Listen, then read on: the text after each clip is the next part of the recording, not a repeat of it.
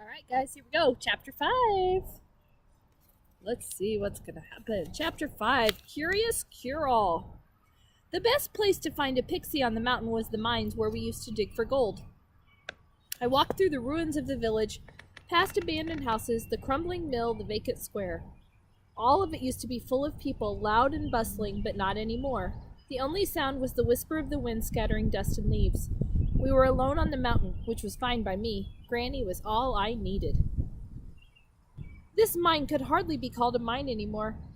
Most of the shafts had collapsed, so you couldn't even walk in them. Abandoned carts and rusty pickaxes were strewn about on the ground. Someone had left a hat. It was caked with dust and moldy from rain.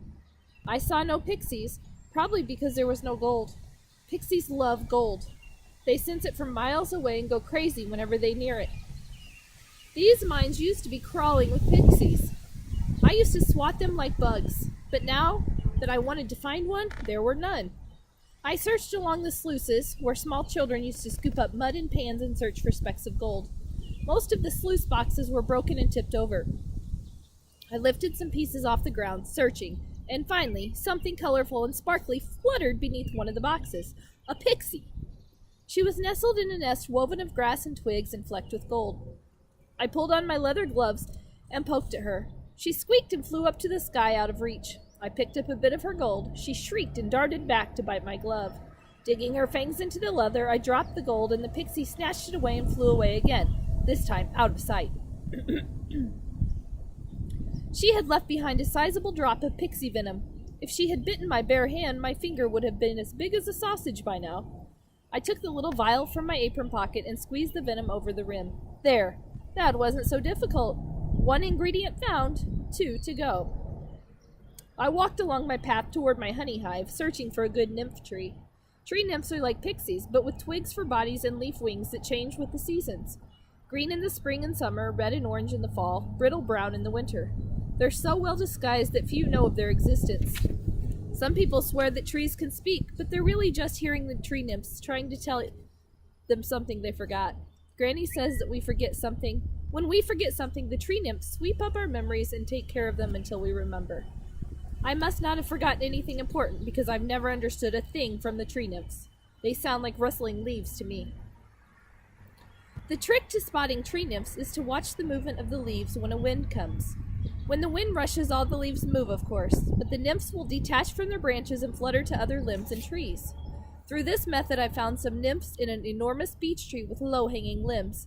I shook some of the branches until the nymphs floated down. I swished the net, but they evaded me, and all I caught was regular leaves. I tried again and again, swishing the net as fast as I could, but the nymphs swirled over my head, higher and higher in the tree. I wasn't going to let that stop me. I put the net between my teeth and swung myself up into the tree, snagging my skirt in the process. Cursed skirt! I yanked it free and it tore all the way to my knee. The leaves rustled. I could have sworn the nymphs were laughing at me. I reached for the branch above me and shook it vigorously, waving my net as the nymphs detached. Ha! Gotcha! And then I lost my balance and dropped the net. It clattered through the branches and fell to the ground while my hair got caught in a clump of beechnut burrs. Ah! I growled. I tried to get free, twisting this way and that, but only managed to get more tangled. And of course, all my thrashing frightened the nymphs, so they flew farther up the tree, snickering in their secret language while I remained hopelessly stuck. This was not going as smoothly as I had planned. A squirrel passed by collecting nuts. Psst, squirrel, some help? I asked, pointing to my hair. There are some very tasty nuts beneath all this mess if you can help me out.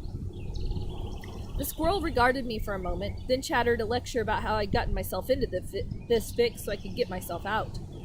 Squirrels are selfish creatures, if you ask me. No help at all.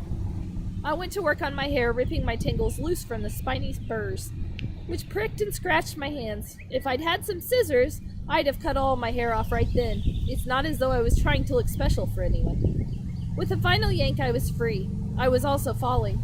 I plummeted headfirst to the ground. I hit branch after branch until the hood of my cloak caught on one, saving me just in time. Blessed cloak. I flipped over and hopped to the ground miraculously in one piece, but without a nymph.